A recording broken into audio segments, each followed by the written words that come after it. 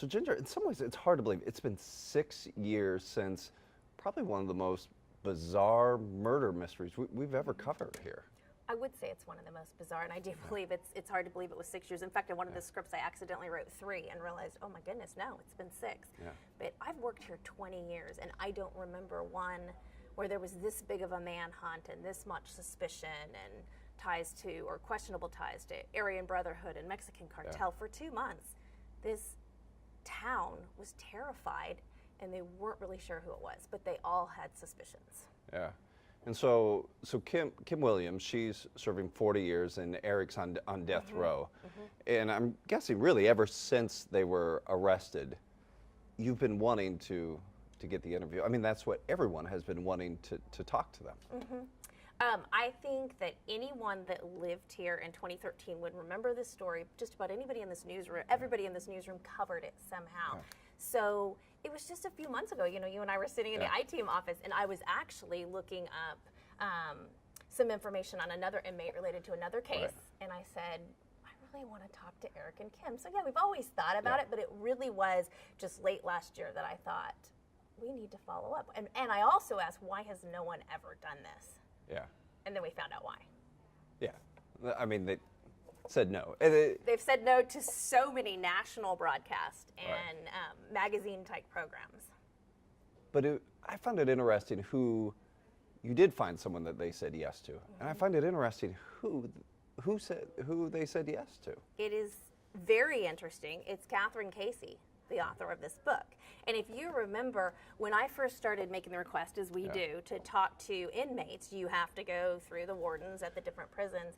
And they all told me no. And then, do you remember he said to me, well, there's one person that's been able to get in there. And that's who we found out it was, the author of the book. And quite frankly, I hate to admit it, but at the time I didn't even know the book had come out. Yeah.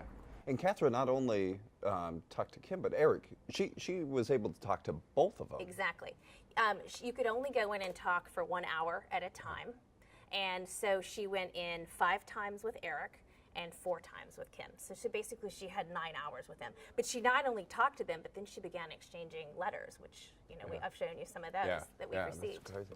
When you sat down with Catherine, did she ever kind of tell you, or did you ever get the sense of maybe why they agreed to talk to her? So Kim, yes. In fact, she has it in the end of the book. She said she actually says when she went into this, she knew all the other organizations and news outlets that had been turned down, and she always puts the request in because she's a well-known author who's written a lot of true crime stories. And there's a key to that, my saying that. But when she asked, she was surprised that Eric said yes, and she never quite knew why Eric said yes. But Kim said yes because she had read some of her other books. Eric, she says, she believes said yes because he really wanted his side of the story out there. And he still denies it. He denies it. He denies it repeatedly throughout her interviews with him, and yet Kim tells, as they say, the story, and that is, and we talk about that in the story that aired on the newscast, that is that there was no doubt he did it. She was extremely involved and actually felt like she had a desire to take revenge on these people as well, but now has tremendous guilt. Yeah. I remember when you picked up this book, you had told me, and then I think it was the next day or maybe the day after, you came back, and this is what it looked like. I mean, you got these sticky notes all over, and you said you read it basically through in one night. I did, and do you remember me telling you, I kept saying, like we had just finished dinner, and I kept telling the kids, go do your homework, I'm having to do mine. I was so fascinated by it, Brian, because again, so many of us in this newsroom covered some aspect of it. And when you read this book, which so many people that were involved in the case have told me is extremely accurate. She didn't only interview Kim and Eric, but also more than 100 people that were involved. But I couldn't put it down. And then as I was reading, I began to realize I needed to take notes for our story so that I could interview her. And now I don't want to pull the Post-its out because they all have meaning to me. And there was a lot, you had brought up a lot, you know, in our I-Team office, there was a lot in here that was never covered in the news, or we just didn't know about at the time. I know one of the things that really struck me was how influenced he was by movies and attention. And Catherine would say she didn't know if he wanted to be the hero or the villain throughout his whole life, which she begins in the beginning of the book. And we show some of the pictures in our news story, talking about just him growing up and what he was like growing up, what Kim was like growing up, and then back to the movies. That was just some of the most frightening things. Right, and it wasn't just, you had mentioned that it wasn't just he was influenced. I mean, he actually dressed in character some of these movies. Exactly. So, and that's kind of why we say it's so bizarre. I know people hear bizarre, and it really is. The more you learn about, especially Eric, it seems like the more bizarre the murders. Inside the mind of a killer, right? I know what you're talking about because I probably drove you nuts coming and reading parts of the book, but this is what Kim said. We watched movies a lot. Eric liked Westerns, and one of his favorites was Tombstone, with that shootout in the corral. One day he told me how he was going to kill Mark Hasse. He said it's going to be, and there's a vulgar reference to Mark Hasse there, basically Hasse's Tombstone. So he dressed up in all black in a hood and committed that crime that everyone here remembers in the middle of broad daylight, dressed up like a character from Tombstone. Yeah.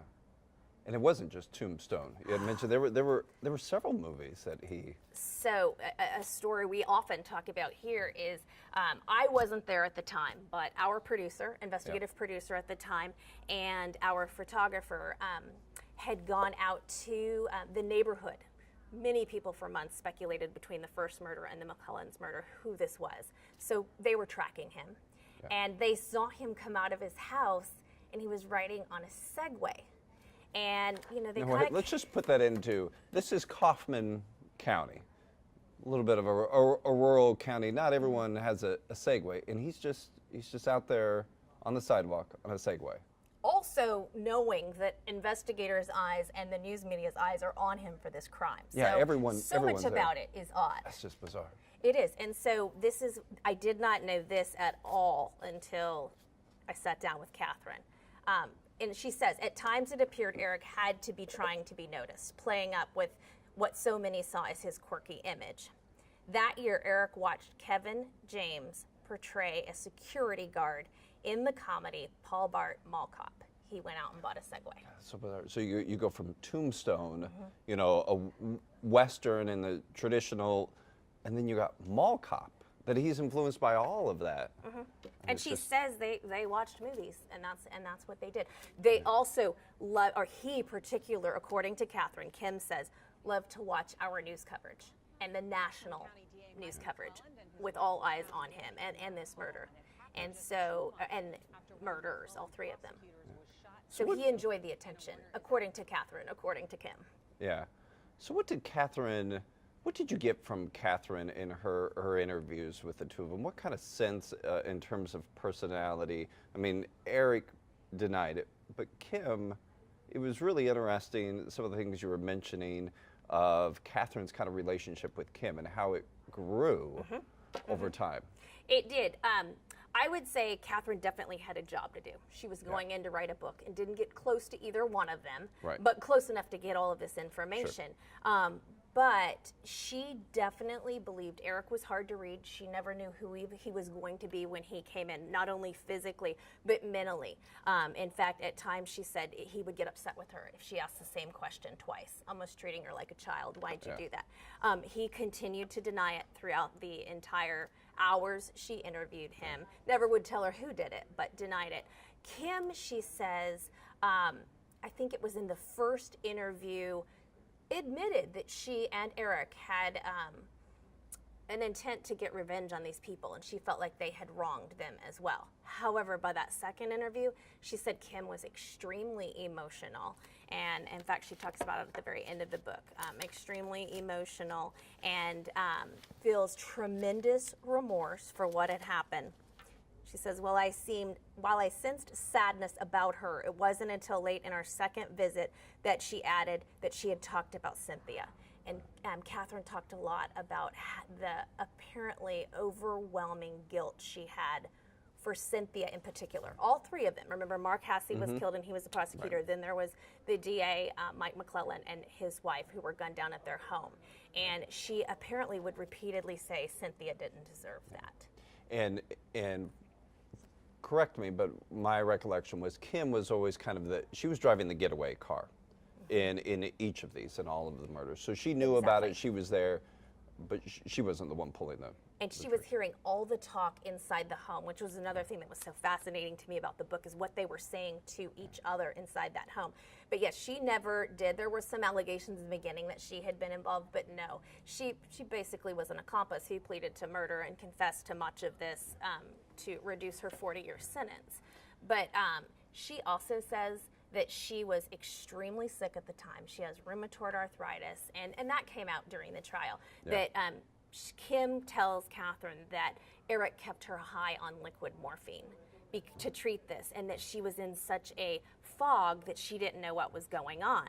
But now she says, now that she's in prison, she's only on anti-inflammatories and only occasionally taking them to treat this illness. Right. And so Catherine says now it's all clear, and that's why Catherine believes there's now this guilt. Yeah. One of the things I forgot and you had brought up was Eric had this hit list.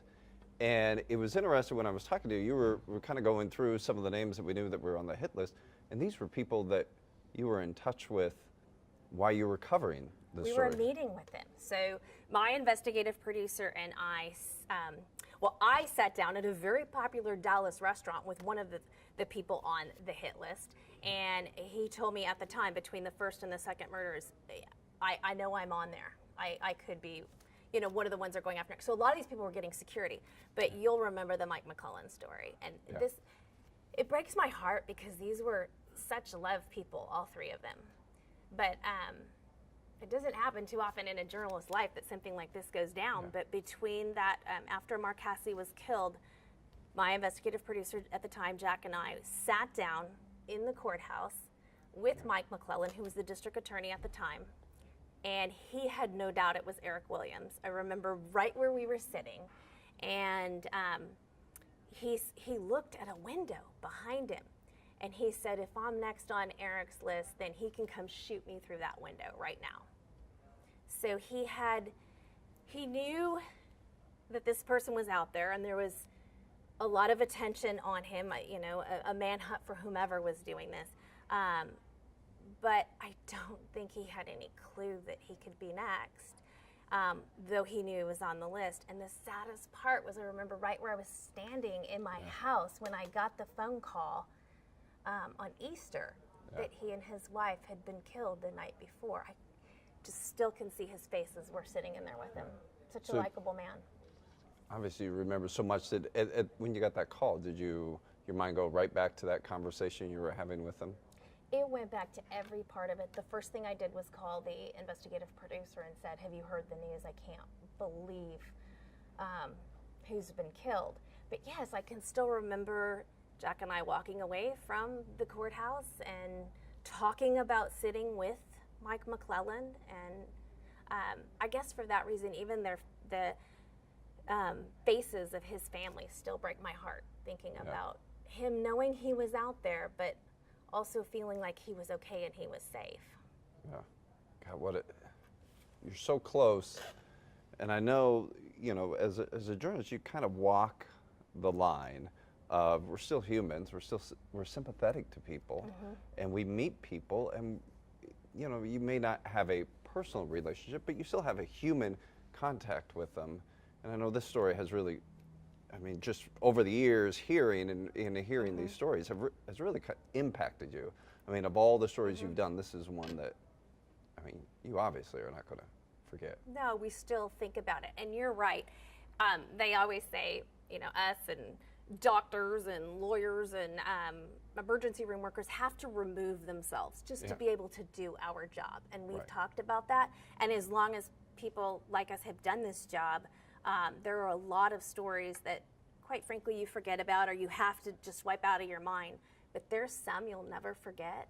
And I know I'm not alone in this newsroom or newsrooms, across North Texas that will never forget this horrible crime and the death of these three people.